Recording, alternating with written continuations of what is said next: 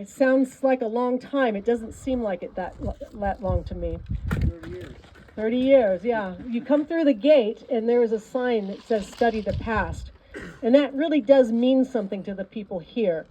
It's not just studying as a historian, it's studying and understanding a little deeper meaning as to, you know, what people went through here, what it meant to them, what part of their lives that they gave up to live here in the desert. As you know, and you're experiencing today, it's not easy to be out here and to be working in the sun and be out in this weather. So we're starting the story with a hard rock miner. His name was John Riley Bembry, and he was in World War I.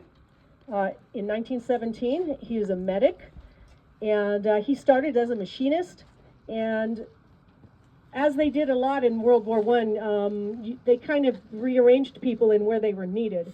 So Riley stopped being machinist because they needed more medics, and he became a medic. Saw a lot of things that a person shouldn't need to see, a lot of unforgettable things, and it does alter your perception of reality and what humans do to each other. He got back from the war, and he started coming out here to the East Mojave because it gave him peace.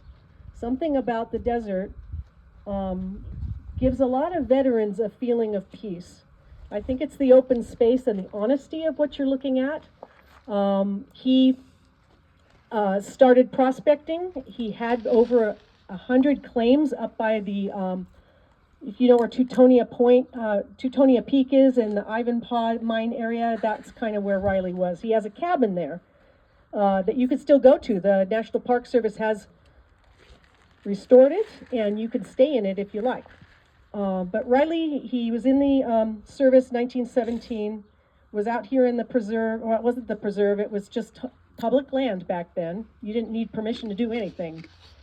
And in 1934, he and the local homesteaders that were around him and some of the other prospectors decided they wanted to erect a monument to the brethren that had died in World War I. And so they put up a white cross on Sunrise Point. It is real close to Teutonia Peak Trailhead, and if you drive on Steamer Road, you will see it. There is a cross there now, which I'll talk about in a little bit. But they erected this cross to honor the dead of World War I. The VFW of Death Valley was also in on that.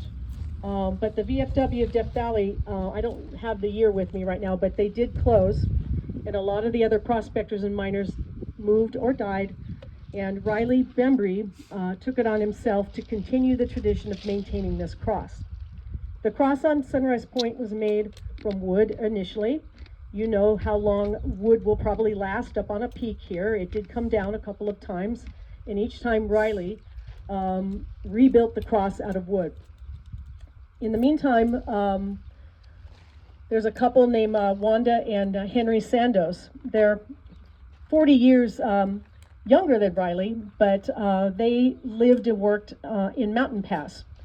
Henry Sandos worked at the Molycorp mine, and Wanda Sandos was the bus driver for all of the kids that lived in this area.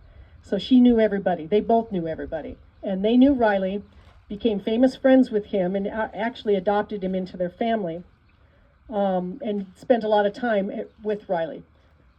When Riley took care of the cross for 50 years on his own. In 1978, the cross came down. It was wood, and Riley was not in a physical condition that he could do the work himself. So he asked Henry if he could put the cross back up for him. And Henry says, okay, and he says, this time I'm putting it up to stay. Henry made it out of steel this time, filled it with concrete, bolted it to the rock. That is the cross you're looking at right now. That's the 1978 cross. Riley, of course, approved, and he did die on January 7th of 1984. He is buried not far from his homestead. You can visit his grave now. one of the things that Riley said was that he didn't think anybody would remember him when he was gone. See how wrong he was? So in 1994, after 60 years of this cross being standing, the land turned from public land to National Park Service. The park took over. The parcel of land that the cross was sitting on within the park boundaries. And this is when the trouble began. In 1999, a retired park employee named Frank Buono from Oregon was driving through the park and saw the cross and had a problem with a religious symbol being in the middle of a national park, and said it was a violation of the separation of church and state. Of course, he got the ACLU involved, and you know how excited those guys can get. And they filed a lawsuit. So when the lawsuit was filed, and Riley was gone, but Henry and Wanda Sandos, Riley was Henry's best friend, and he said, a promise is a promise is a promise. I promised Riley that I would guard this cross. And they started fighting the ACLU with their own money. You know how expensive that can be. First Liberty Institute, which is an organization that defends First Amendment rights, offered to defend them for free, and they picked it up and started carrying it forward. One of the phrases that I really liked was somebody said, the guy's from Oregon, and he drove a long way to be offended by the cross. During the litigation, Ted Cruz was interested. They were talking about it in some of the hearings, and he actually came out here and looked at it. And so that was one of the little components. It's interesting. It did get national attention. It was on CNN. Wanda and Henry decided that they were going to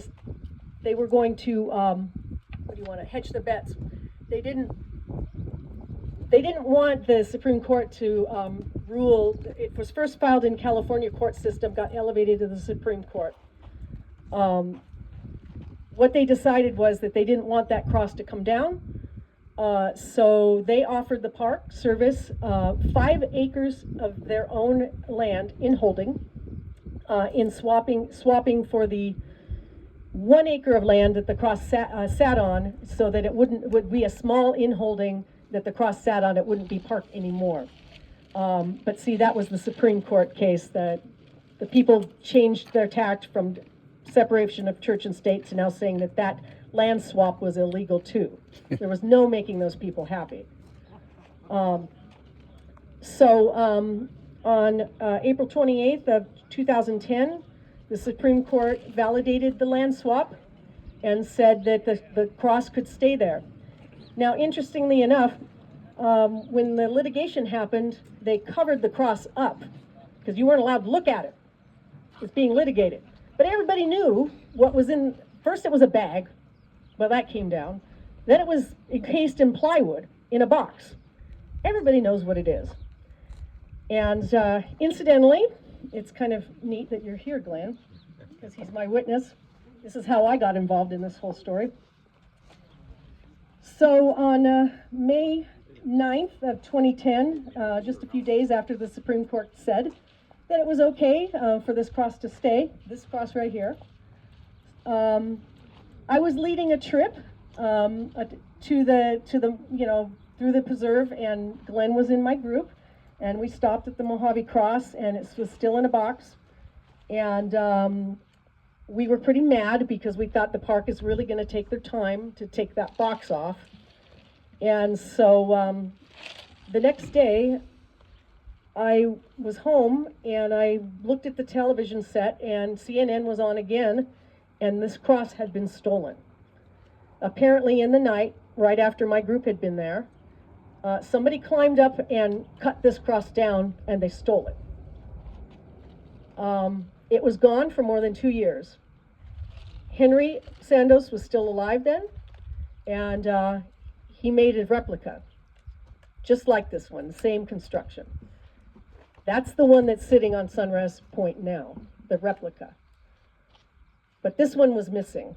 And 2 years later, in Half Moon Bay, California, this cross was found on the side of a road with a note attached to it. It's 400 miles away from here. They took it that far away. And if you hold on for a minute, I can read it. It had a note attached to it. I'll get the note.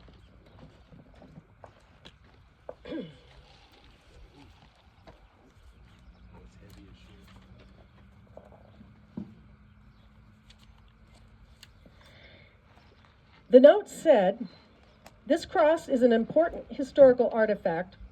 It is in fact the Mojave cross taken on the evening of May 9th, 2010 from Sunrise Rock in the Mojave Desert.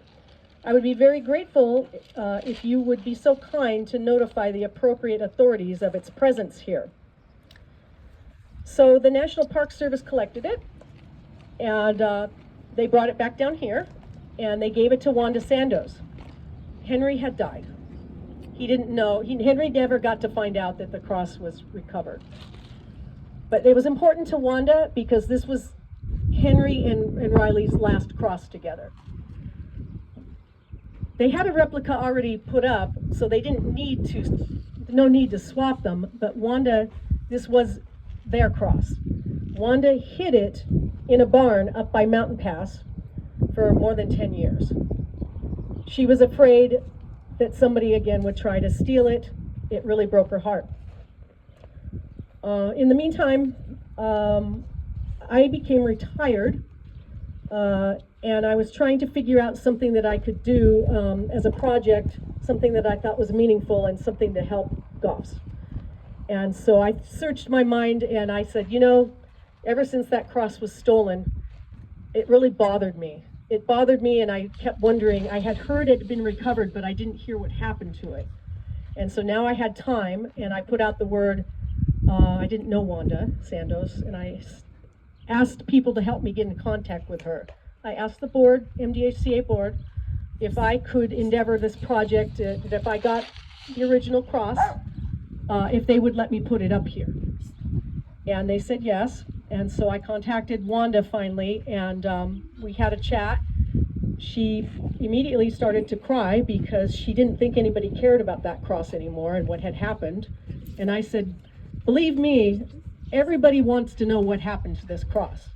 There's a lot of people that remember this and they want to know where it went and what happened to it. They do care. We've been there. So she told me.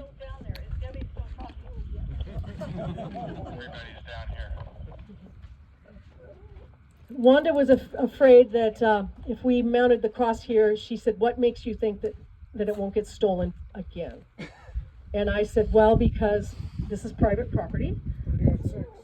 Yeah, this is private property, and it's also going to it's not, it's going to be in more of an interpretive display and an artifact in a museum setting, and that's kind of the proper place for it to be. It's, not as attractive as taking it off that rock, like the one that's at Sunrise Point, still in danger of being stolen. She agreed with me. She donated it. And then one day, we went to Mountain Pass. It was me and Laura and Bill Slutter and Jim Donats. They're all here. We drove down to get the cross and bring it here to Goffs. Now, this is one of those magical moments that happened because if I can't write this stuff down. I mean, write it up as an author. It just happened. We were in the car. They loaded it up. It's heavy, isn't it? It's full of concrete, so it's heavy. We're in the truck coming back to Goffs, and Bill had cut the little note that I read to you off the cross because he didn't want it to blow off on the highway. So he's in the back seat with this piece of paper in his hand, which we thought was a note. And then all of a sudden I hear him say, hey guys, there's something here. It's an envelope. There's a letter in here. Did you know about it? And we're all like, what? And he said, no. And then he starts reading the letter, and I will read this letter to you. This letter was not discovered by anybody, not Wanda, not the people who investigated the theft, nothing. So it's just now being revealed what this letter said, and the letter was from the guy who stole it.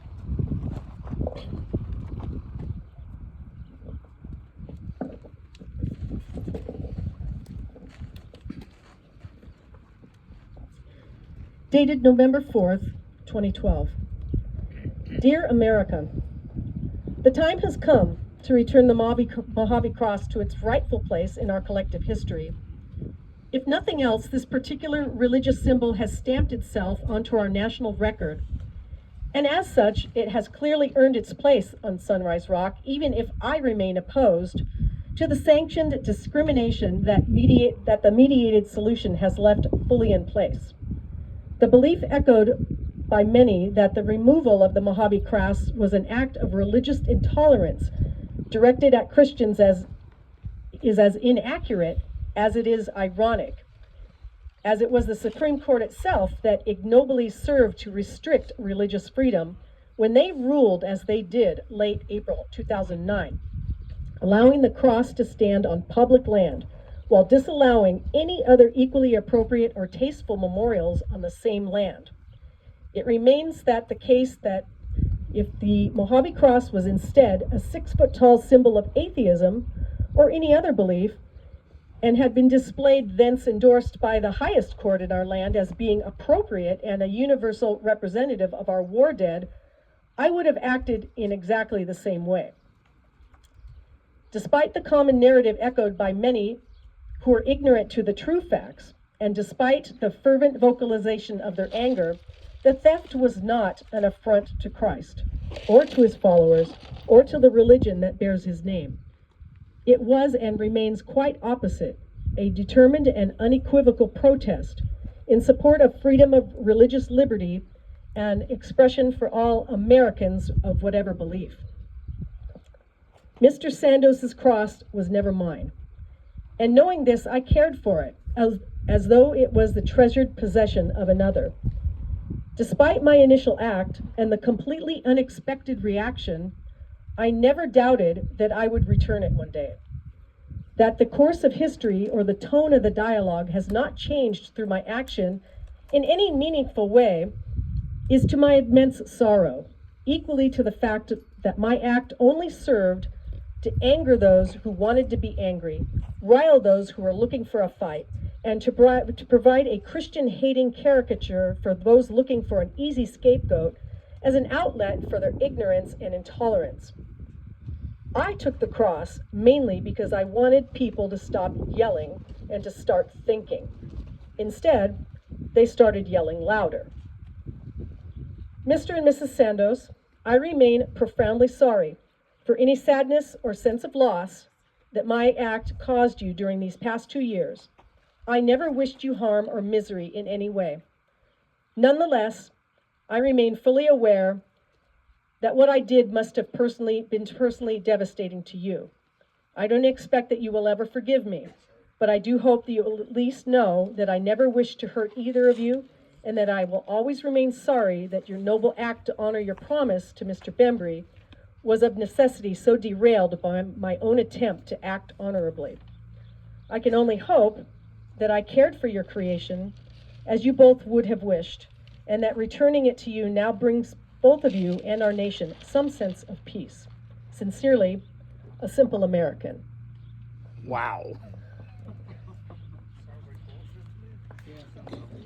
Goddamn attorney. So when Bill read this to us in the car, we were all spellbound and blown away. We were also kind of scared because we thought maybe the FBI wanted to see it, so we kind of kept that under our hat for a long time that we had it. I did send a copy to Wanda because she needed to know, and it did bring her more of a sense of peace that the person had the wherewithal to apologize to her. So when I got to Goffs, I wondered, okay, well, how do we display this cross? And I wanted to work on this on my own without bothering my husband because he's got about 1 million things to do. And so I said, well, okay, we're going to maybe erect it and put a concrete slab and bolt it. And then I thought, how boring. You know, just bolted to a concrete slab. That really is not that meaningful. It doesn't really say very much, does it? So I kind of thought, well, it'd be great if we can mimic the look and feel of the original. But if you look around, there's really no boulders here to be had. And if we harvested some from the hills, do you think maybe that the Park Service or the BLM would ask us where those came from? Yeah, I think that would happen. That would be big trouble for this place, and I would never bring that on this place.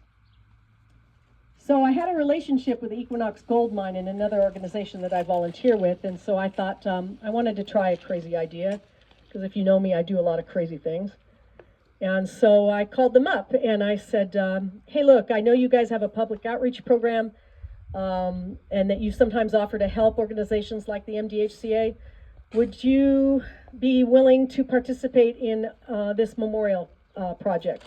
I explained to them the whole story that I just told you. And I said, what I'm asking for you guys is that the mine obviously has a lot of rocks that they're moving around they don't need. And you have some big equipment to move these rocks. How would you like to come down here and help me build a rock memorial and put the cross up on top with your rocks that you can bring down here? And he said he'd call me back, and then he did and said, yeah, we'd like to do that for you guys. And not only did they step up, he called me again and said, you know, the rocks we have here at Equinox Gold Mine are the wrong color. They're not the right granite color, they're pink. And I said, well, we do free, so free's good. And he said, no, we want to do it right. And so they sourced somebody in Searchlight who had the right color granite, and Equinox Gold went over there and harvested the rocks. We had 2 large haul side dump trucks come out here and dump all of these rocks out on this driveway. It was like a puzzle with all the pieces on the table. These rocks were, this pile was not here.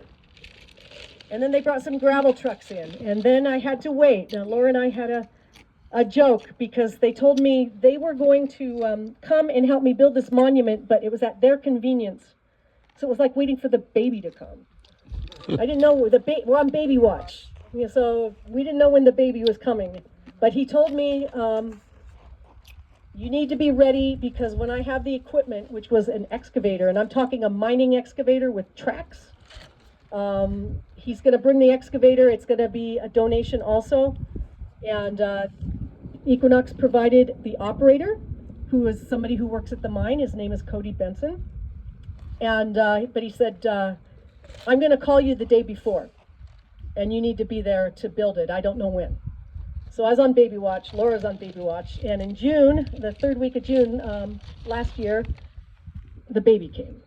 118 degrees. It was, oh God, it was so hot. And yeah, so I showed up here, and Jim Donats, who was in the car with me, had told me he would be on baby watch with me because he had an impact wrench to drill holes in the rock we chose.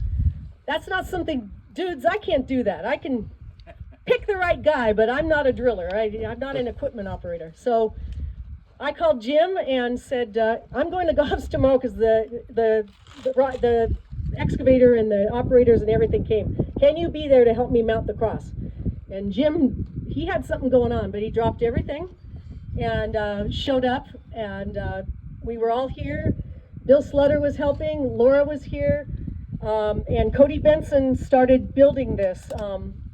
He took a pile of rubble, and I told him what we're trying to create is something that looks gentle. I don't want it a pyramid. It needs to be about 8 to 10 feet high, and it needs to be rocks that will never rock or around or move. I don't want it to be a danger to anybody if they climb on it. Cody not only understood what I was saying, but he was very careful with his heavy equipment not to scrape the rocks or mar them and make them look ugly. I think he did an outstanding job. And he loved it so much that he spent 2 extra days at Goffs after he finished working because he loved it here so much. He spent the night. Volunteer. Yeah, he's a volunteer. Cody also was the one who thought it was a good idea to bring the native cactuses in and plant them. So Equinox Gold donated the cactuses and came down and helped me transplant them recently. So I can't take credit for this monument by myself, because I may have been the project manager, but without my friends supporting me, Bill, Laura, Jim, Cody, Wanda believing in me, I couldn't do this.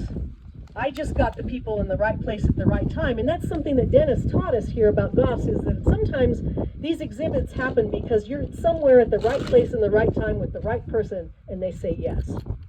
And that's what this is all about. And this is how we're growing this place. So if you say, what can I do for Goffs? How can I make a difference? How, you know, if you asked me 3 years ago if I could build something like this, I would say, what are you talking about? But I kept wanting to find out what would happen next if I keep working on it. And guess what? Things keep happening next. What happened next after I built this was I talked to Scooter, and I said to the clampers, we need a real monument. And look at what happened. Here they are. Now I have a new bunch of red-shirted friends that understand what we're doing out here and understand the mission of this. We wanted to have a flagpole out here, but then we thought, if we have a flagpole and the wind hits it, it's going to shred it, and that's not very honorable to have veterans come with a tattered flag. And so Ray Joy, I asked him, would you be willing to maybe make us a sculpture? And he said, you draw it, I'll make it. Oh, by God, there it is, permanently. And so the next step is the bricks. And we thought it would be really great if this memorial is not meant to be a replica of the one on Sunrise Point. This is an interpretive display so that everybody understands the history, the preservation, why it's important to tell these stories. And we want it to honor all veterans. You don't have to be deceased, you just have to be a veteran. Don't you think they deserve honor before they pass this earth? Damn right. I do too. And to close this, I just want to read something I carry in my wallet ever since I started this project, because it reminds me of why this is my passion now. I'm not a veteran. It's hard for me to understand how it feels to be a veteran, but some of the veterans that are on these bricks have experienced something profound that changed their lives forever, and they did this for us voluntarily. And this is what this says. This meant something to me. This is a veteran speaking. I have done things that haunt me at night so that you can sleep in peace. I have been away from my family a long time so that yours can be safe. I have sacrificed a lot in my life so that you may live free. I have done these things because I have sworn an oath to my country. And I will live by this oath until the day I die, because I am and always will be a U.S. veteran.